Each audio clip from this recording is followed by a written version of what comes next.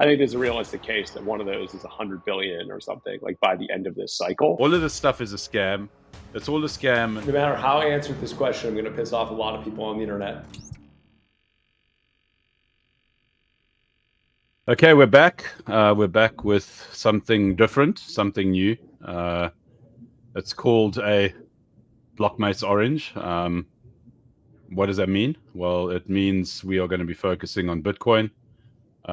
Rich and I have decided that we're going to get together and we're going to put together a whole lot of podcasts and chat about Bitcoin, chat about what Core is doing, how they plan on solving problems, and then looking at what other people are doing in the space and what the thinking is behind Bitcoin, and more importantly, how Bitcoin can solve a whole lot of problems that perhaps Ethereum is doing at the moment that maybe Bitcoin can do better. Maybe there's stuff that Ethereum's doing that Bitcoin can't do as well, and see where those similarities lie and where the bridges can be built between the two. Mr. Rhines, it's good to have you. This is long overdue for me, and yeah, it's good to have you back. We did a show together a couple of months ago, and there was a good vibe and a lot of similar thoughts around Bitcoin. And I mean, at the end of the day, I really do respect and love what Bitcoin has to offer us, but then I also respect and love what DeFi has to offer us. And that's why we're here. So welcome, sir. Well, thanks again for having me. Really excited to bring this to the world and chat all things Bitcoin Core and BTC Fi. Yeah, I mean, I think let's kick it off exactly that. Kind of like, what does BTC Fi mean in the context of BTC Fi? I mean, it seems to be quite straightforward, but it's not really, is it?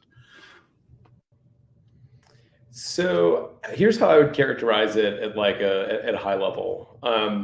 So the originations of DeFi was really kind of rooted in some of the original Bitcoin ethos, which was like trying to be an alternative to traditional financial system.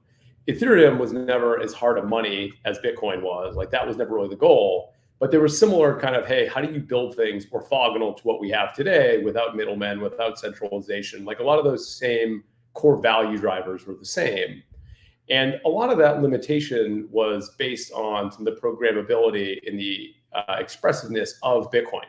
And I think there was kind of this idea that, hey, Bitcoin is just digital gold, and that's kind of a fine stopping place. However, as we've seen with like ordinals, BRC20s, so NFTs, and now tokens built on top of Bitcoin, you've got runes, all these new protocols, you're seeing that there actually is demand from a lot of these Bitcoin holders for more utility. Like, they don't just want to stop at digital gold. And I think part of that has been like this educational process, right? Which is like, hey, there is this whole world out there. You can still transact in the hardest money that we've ever known. And you might have to do that on other rails, right? Like faster, cheaper solutions like Core, maybe some of these new Bitcoin L2s that are coming out, right? There's a bunch of different kind of avenues there, but it's really kind of opening the Overton window on what you can do with your Bitcoin. And I think if I was to kind of, characterize what the opportunity is, it's Bitcoin's $1.5 trillion asset class today. If only, let's call it 10 to 30% using some of the Ethereum numbers come into DeFi, Bitcoin easily becomes the dominant asset by TVL, possibly this cycle, almost assuredly next cycle. And I think there's this ongoing debate between maybe the Ethereum and the Bitcoin communities of like, what winds up being the DeFi asset of choice. And I think for folks who've been in crypto for a while, having Bitcoin be that asset actually makes a lot more sense. And the kind of goal for most Bitcoin holders is to earn more Bitcoin, not necessarily earn more dollars. So I think some of the goals there are also a little different. Kind of the final piece that I would kind of caveat here is that BTC Fi means many different things to many different participants. And that's also an important thing to kind of take into account here, where Bitcoiners are actually not a homogenous group of people like people might think on Twitter. Like, not everyone's a Bitcoin maxi. There's a bunch of people that will stop at, non-custodial Bitcoin staking and earn kind of passive yield. And that's actually still a huge boost, right? Like, think of the Ethereum staking and kind of all the new protocols that got developed just based on that I wouldn't even say are like fully DeFi, right? Like, they're protocol level. And that's just a fine stopping point. That's super interesting. However, there's folks that want to have like 5x levered trades on a decentralized purpose protocol collateralized by their ordinal. And that's totally fine as well, right? Like, there's going to be different options for different folks. And the key is having different solutions for all of these different actors. Okay, so you didn't mess around with kind of like presenting the whole enchilada in kind of like the last 5 minutes, and there's obviously a lot to unpack, but let's just start at the beginning. Okay, so we've kind of like got this whole idea of peer-to-peer payments. That's essentially what the white paper has revealed to us. Is there any other evidence within the confines of the white paper that indicates that Bitcoin was specifically designed for anything else? Because obviously the store of value was something that we kind of like picked up off the last cycle, towards the beginning of the last cycle, and it's like something that can essentially protect against inflation, and obviously there was a whole lot of money printing going on, and all of that kind of like almost like there was this reinvention, and obviously Peter Schiff and a number of people kind of like, you know, pointed fingers and said, but hold on a second, like, you know, is this like a peer-to-peer network, or is this actually a store of value? What exactly is going on here? And I was just wondering, like, where is the distinction here? Is Bitcoin something that essentially evolves with time? And I suppose the easy answer would be yes, it is. But then why are we not kind of like revisiting kind of like the core like reason why Bitcoin was actually invented as a payment system, as a P2P? So that's the first part of kind of like what I wanted to dissect before we carry on. So I'll just give you an opportunity to kind of chime in here. So no matter how I answer this question, I'm going to piss off a lot of people on the internet. I take that. I'm hoping that you do, and hopefully you will get a whole lot of people. Yeah, totally. So I think if you go back to the original white paper, it is, as you said, right? Like Bitcoin was meant to be a better money, and it was like a peer-to-peer electronic cash, right? Like that's what it was designed to be. And I think if you go back through kind of the early writings of Satoshi all the way through like the block size war, there was this huge internal debate on what Bitcoin is meant to be, how scalable it's supposed to be, how backwards compatible it needs to be. Like there were kind of all these pieces that were pretty opaque, depending on your viewpoint of how it was originally written to how it eventually kind of like materialized. And I think there was kind of this change of view amongst the majority of Bitcoin holders over time that store of value was actually a fine stopping point. It didn't necessarily need to go from store of value to medium of exchange, like down that path that was always described. And I think this was like best encapsulated in the block size wars, right? Like there were options that could have been taken to give bigger blocks, which would have allowed for increased scalability. But there were kind of those options, and Bitcoin Core and what, you know, canonically is known as Bitcoin did not go down one of those paths, right? Like there were all these kind of competing proposals. And, you know, I'm not going to go into why those didn't win or whatever, because I'm going to, you know, ignite the entire internet on that one. But I think there was kind of this kind of conscious decision to kind of keep Bitcoin more ossified from that level. And that's actually been very useful for Bitcoin.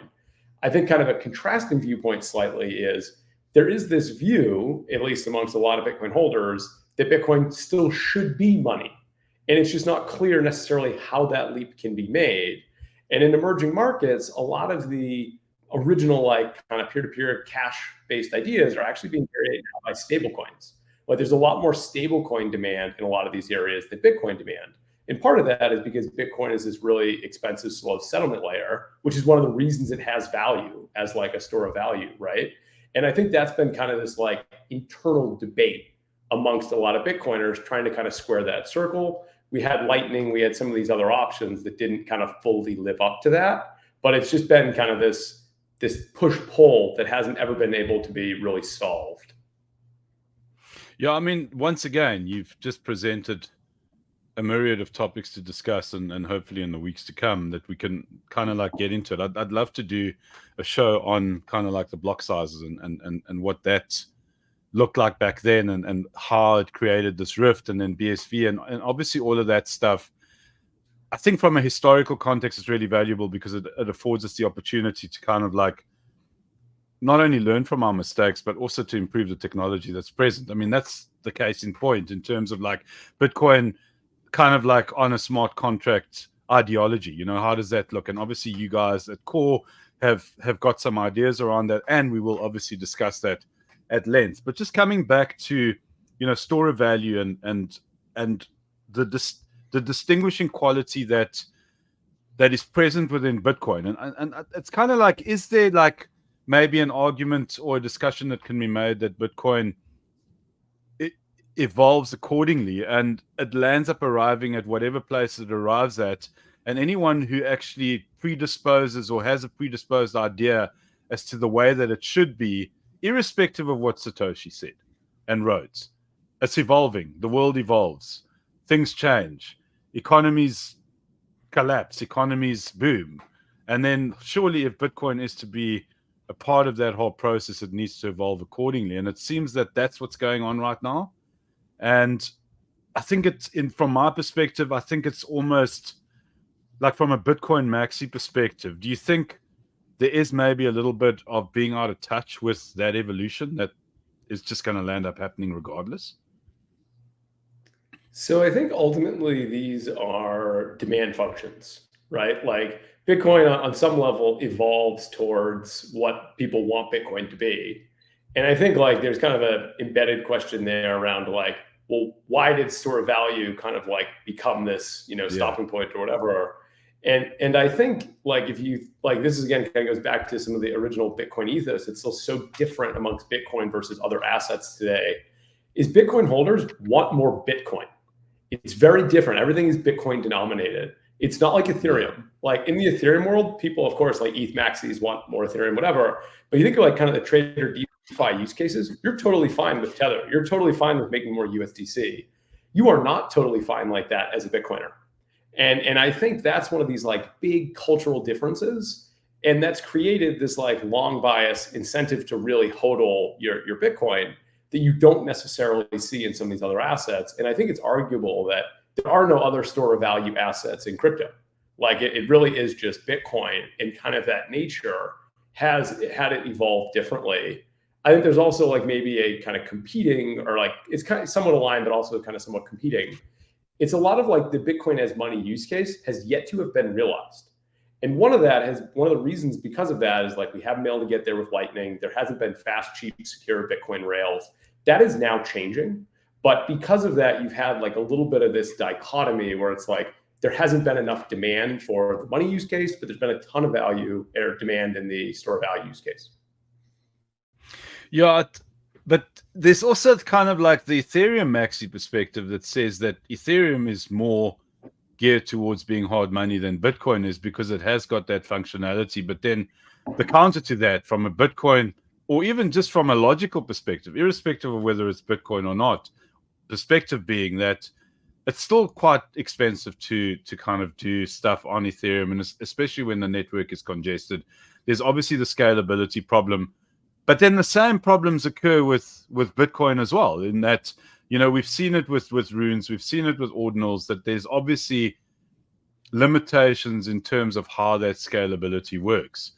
I think the question here is, because they both have limitations, what are the positives that both currently give us from an infrastructure perspective? I mean, obviously from, that's another discussion on its own in terms of the security of the Bitcoin network. And I know that you guys are doing some fascinating stuff with the miners, and we'll get into that stuff in the weeks to come. But right now, what are the positives that both of these, let's call them entities, assets, whatever you want to call them, what do they both bring to the table right now that we can take and say, wow, both of these qualities are actually so damn kick-ass that it would be really foolish for us to not take note?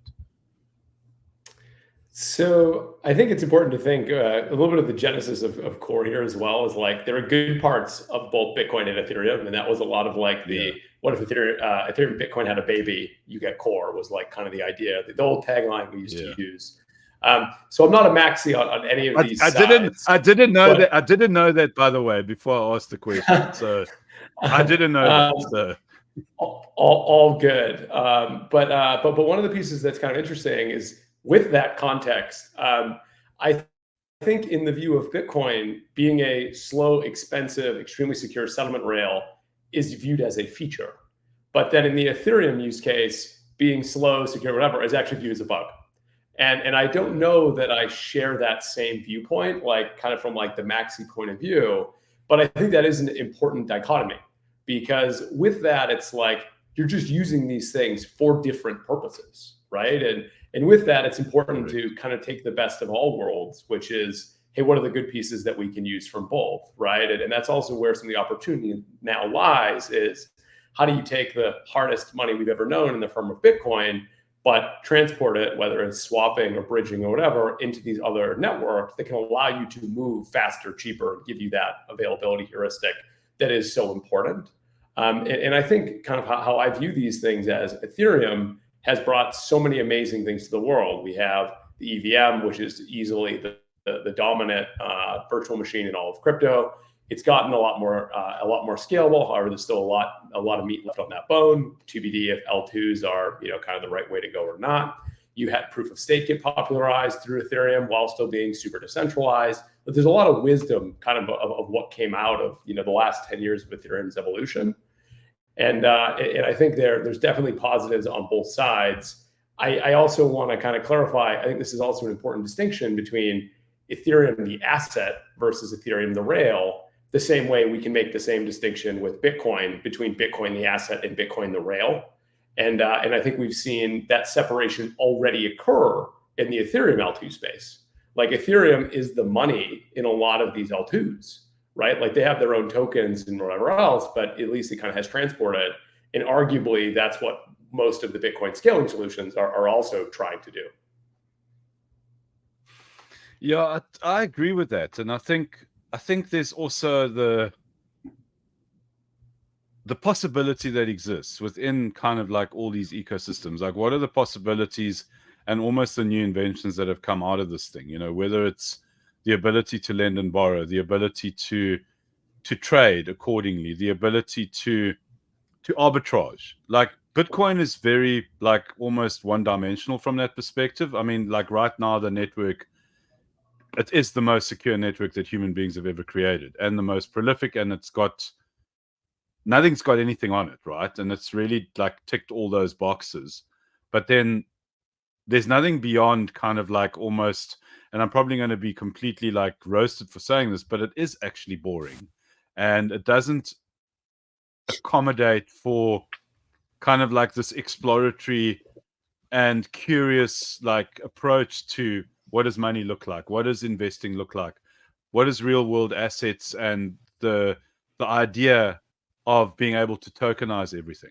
So if we are going to allow for blockchain to improve the way that we do things, whatever it might be, whether it's transacting, whether it's investing, surely there's got to be a medium of improvement compared to what it is that we've got right now. And what does that improvement look like? Bitcoin, kind of like in its current state, it doesn't really fulfill anything past that point from my understanding of it. I mean, do you agree with me on that? Is it like, where do you see its kind of like benefits and where do you see its limitations, just purely from a Bitcoin perspective? So I think we've seen a lot of obviously at a slower level than we've seen kind of in the Ethereum EVM world, but there's been a lot of experimentation on Bitcoin, particularly in the last 18 months or so. And I think people are kind of square pegging in a round hole a little bit to some degree of like creating so much on Bitcoin L1 while it's still being like so slow, expensive, 10-minute MEV window. Like you've got a lot of issues of like doing some of that stuff on L1. But I do think that it's like kind of a contrasting point. The Bitcoin L1, if we look at like some of these like BRC20 mints or Runes mints or like you name it, you have this almost like perfectly decentralized like ICO like nature where like we didn't realize this originally, but like Bitcoin actually might be the fairest way to launch things to some degree. And it just comes after that launch, then where does it go? Where it's like kind of, faster, better, cheaper.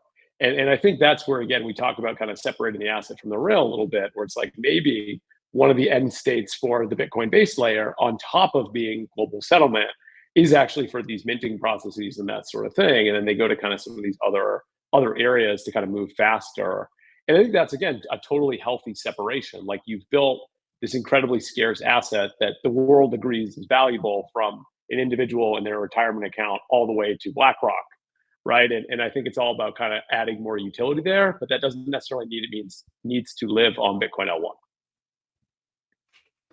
So where do you think the whole idea of utilizing what Ethereum has done versus what Bitcoin has, where does that idea come from? Like, is it just, well, let the two, if they had a baby, this is what would happen? Or is it something a little bit more than that? Is it a whole lot more? I mean, where do you think that idea started happening? And I mean, I don't know if it was kind of like something that, I mean, when was the first time that there was this kind of like, let's see if we can bring the two together? Do you know what the historical context of that is?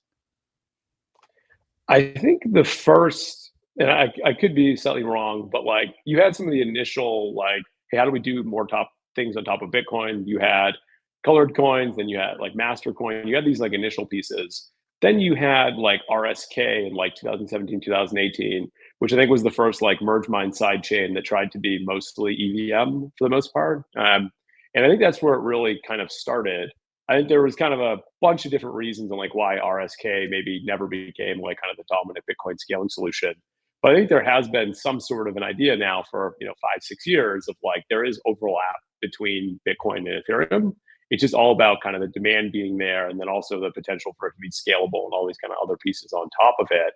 But there is a symbiosis there.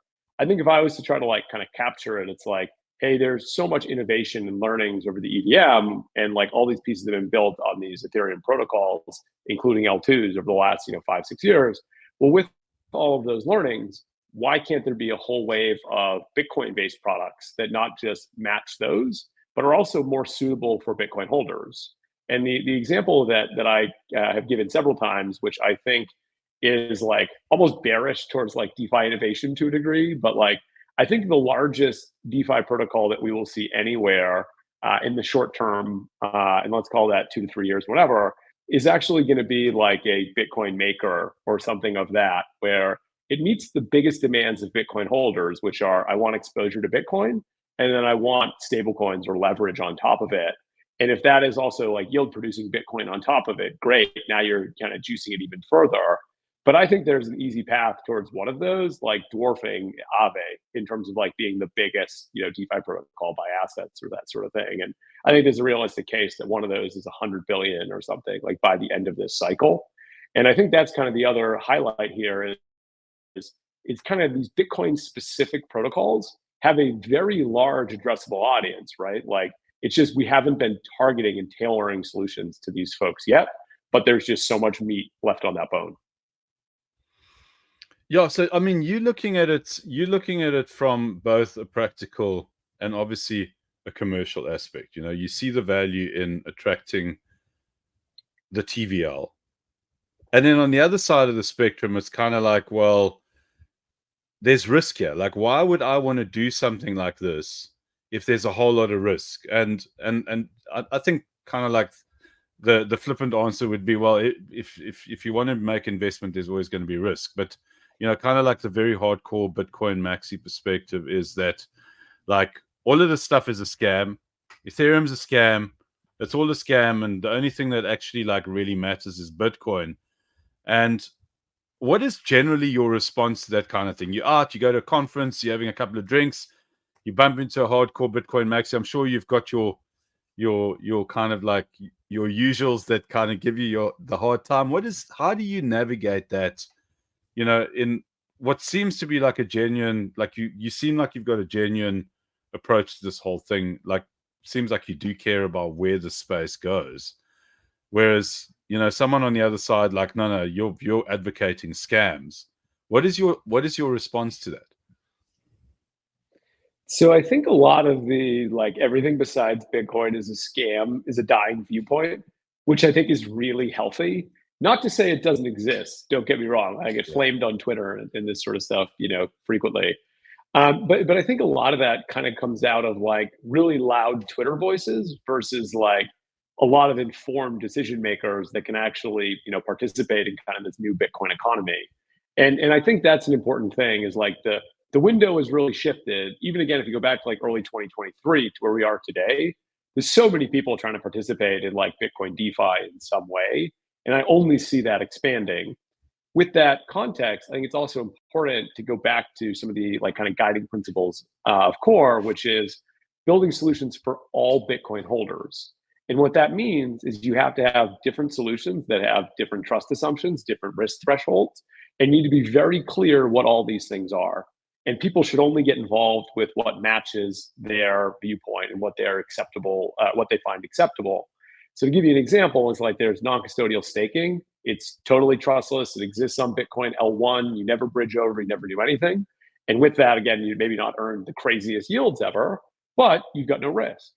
And for a lot of people, that's a totally fine stopping point. And we don't have any vested interest in saying, no, you should bridge, you should do whatever, right? It's like, no, this ecosystem needs to be welcome to everyone. For other people, they'll start there and then maybe they'll kind of mature down and they'll say, hey, or maybe walk down the complexity ladder is probably a better way to describe it, where maybe you want to bridge over, or maybe you want to HTLC, atomic swap over, and then participate in some like low risk protocols. And then for other people, it's like full degen, like, you name it, whatever you want to do. And that's also totally fine, but we have to treat everybody as like a valued member of this. So I think it's important to kind of fully consider that a lot of the like everything that's not Bitcoin attitude or everything that's not Bitcoin is a scam attitude is hopefully dying. And I think that's a good thing. I think a lot of like the former laser eyes, really loud voices on Twitter type thing is starting to die away, which I think is positive. I think the Overton window on what's possible with Bitcoin has really expanded, particularly since Casey and crew brought ordinals and then later Domo and BRC20s. Like that really changed what people thought was possible, and it's been a really healthy development for the Bitcoin community. And I think kind of on the other side there, talking about like the risk thresholds and that sort of thing, it's important to have solutions for all Bitcoin holders. And that means being very honest and open with what you're getting into, what the risk parameters are involved, and that it's totally fine to stop wherever you want on that ladder. And for people that want to take, absolutely no risk, non-custodial Bitcoin staking, truly trustless, never leaves Bitcoin L1, you'll earn passive yield. That's a fine stopping point. If you want to bridge over, that's also totally fine. You can do low risk lending, all that sort of thing. And like, again, another fine stopping point.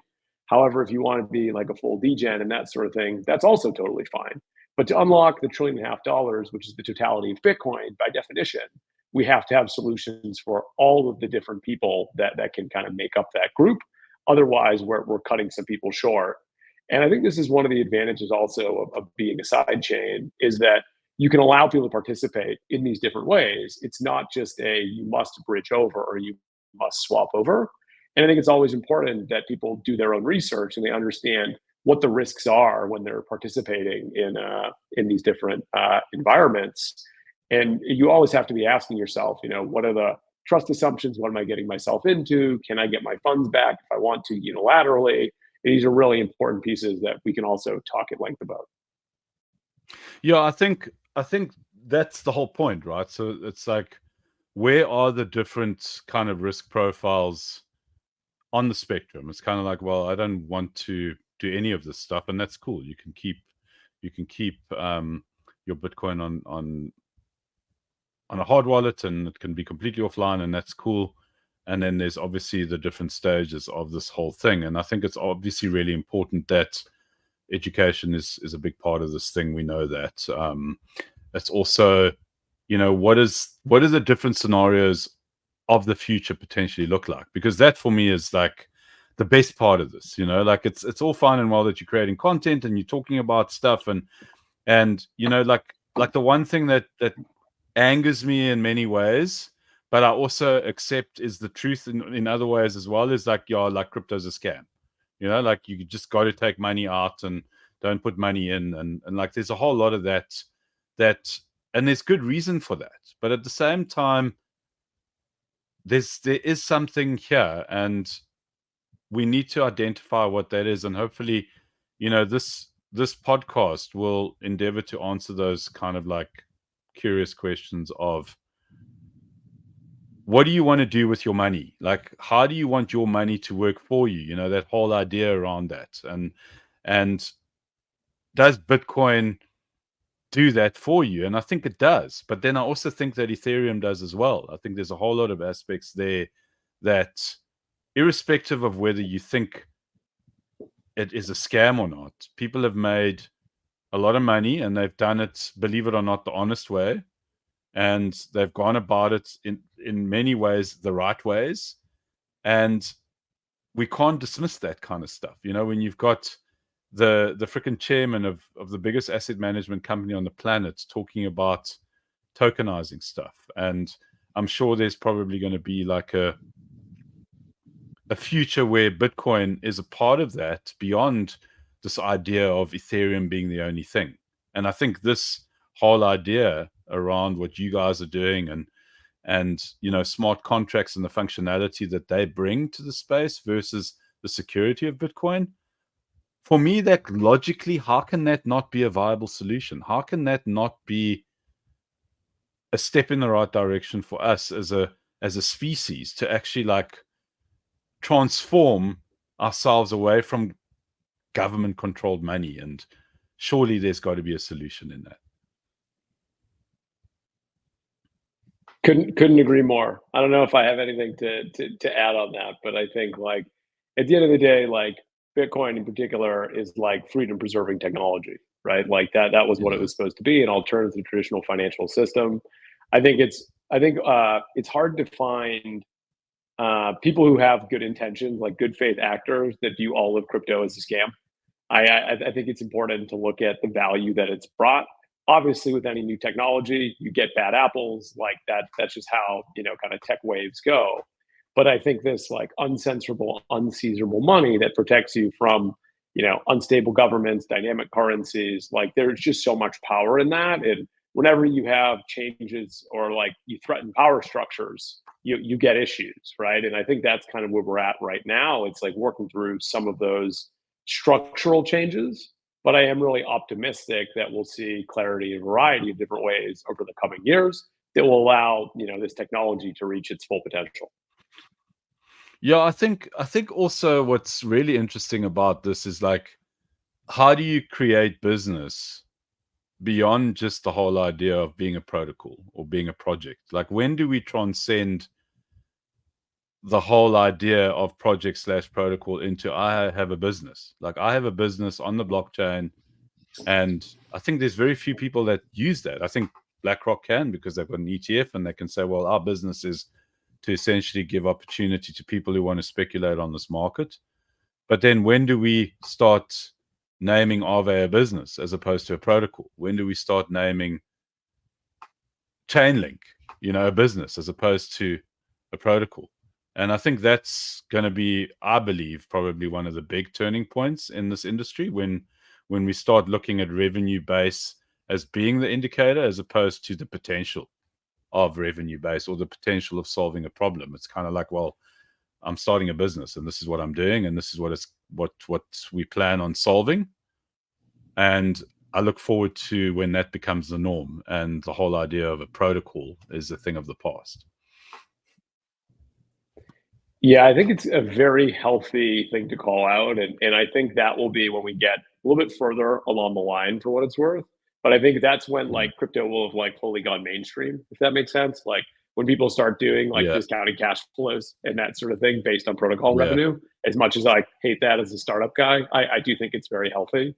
And like I use this analogy all the time that I'm sure will once again get me flamed.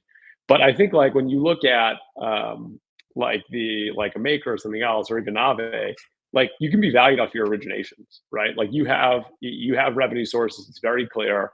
And then I think from like a L1 point of view, the best analogy that you can really give is some of these platform businesses, right? Like at the end of the day, it kind of looks like Salesforce, right? Where it's like you've got a bunch of value added services, you get stuff that build on top of you. There's some sort of fee revenue that comes back off of that, and it's all very modelable. We're not quite at that level of maturity yet as an industry, but I think it'll be very healthy when people start thinking that, hey, you need to build a long-term business versus just sell tokens. And I think I've seen over this cycle, like we are starting to mature that way as an industry. Like we're seeing less of kind of the 2021 craziness where the launch of a token is the final piece, right? That's just the beginning piece now. And I think that's healthy, but there's still a lot of work left to be done there. Yeah, I mean, I've obviously, in terms of like the one thing that I want to explore in this podcast is like this whole idea of why is it that we need to have a token as a starting point? Why is the token viewed as being kind of like the value add? And the answer is because people want that speculation, as opposed to, why don't we find a product that fits the market? So product market fits, and then determine how a token provides value within the context of that, but more importantly, not value for the protocol, but value for the user beyond the speculatory aspect of it. And I think that's, once again, the same as saying, well, we need to transcend the whole protocol project thing into a token that actually provides value for its users. And to the extent that users will not want to, or investors, in inverted commas, will not want to sell the token because of the value that this business brings to the table. And I think that's where the turning point really, like, that is the real turning point in this whole thing. Because tokens and tokenomics are actually, like, they're actually pretty cool. Like, there's a whole lot of really cool stuff there, but I think at the moment it's only about number go up. And people need, well, not just everyone, but we all need to actually just accept that that's what's driving it. And then we need to think about other ways to provide value. I think there are protocols, and hopefully I'll call them businesses in the not so distant future, that I think that are really trying hard to actually, like, turn it on its head and say, cool, well, this token is actually something that's going to provide value for the users and also for the protocol itself beyond speculation. Couldn't agree anymore. I think speculation being the first product market fit for crypto has been both blessing and curse. It's been at least the only, like, stable product market fit. I think some pieces like stable coins are now showing us new forms, right? That hopefully will be very long lasting as well, as, like, we actually go down the adoption curve, which I think is very useful. I think it's important that there's also a little bit of a distinction between, like, L1s, I think, and maybe L1, L2, and then some of these, like, protocols, like kind of your decentralized applications. I think for some of the platforms, there's a little bit more of a clear, hey, what utility this brings. Not always, but in a lot of cases that there is. I think governance on the dApp side being, like, the only value driver is hard as, like, a long-term selling point. But I think we're even seeing protocols like Uniswap, et cetera, that are talking about expanding fee revenue. And, like, there's some other pieces there that will give these additional value drivers that will make it more sustaining. But I couldn't agree more that it needs to be more than just this shelling point for community and speculation. There has to be real world value that's being derived. A little bit easier on the platform side to tell that story, but still a lot of work left to be done there. Yeah, I think like, kind of like an opening show and podcast to what it is that we plan on doing has obviously brought to the fore probably around 50 different topics, just off the top of my head. And hopefully we'll explore most of them in the coming weeks and months. And I think that for me, like, the whole kind of, like, intention around these discussions is to not necessarily, like, have a firms from my perspective anyways. I'm sure you'll have some firms stances around certain things, but for me it's more around being fluid, kind of like the whole Bruce Lee thing about being water, and just kind of exploring, like, where are we going, like, where would we like to go, like, with this whole thing. And I think we brought up some really good points today. And then what are the solutions around the problems that might exist within crypto at the moment, and hopefully we can answer those in the coming shows. I think from my side, I think we can wrap it up for today. We've basically spoken about pretty much everything. It was to a certain extent spontaneous, and at the same time, I think we've been grappling with these issues for many years. I know I have. And once again, thanks for listening to us. And Rich, thanks for coming on this mission. I really appreciate it. Yeah, it's been cool to share the ideas, and let's see where this podcast takes us. Sounds great. Thanks for having me. Enjoy the conversation as always. Cool. Chat soon. Thanks everyone for listening in. Please like and subscribe. Let us know what topics you would like for us to discuss. If we never covered them in this chat, let us know in the comments below. And you're very welcome to flame on us on Twitter. It's easy to find us. Yeah, take it easy, and yeah, we'll connect next time. And yeah, thanks for your time. All right, thanks for listening. If you enjoyed the show, please give us a like, subscribe, and turn the notification bell on for next time. See ya.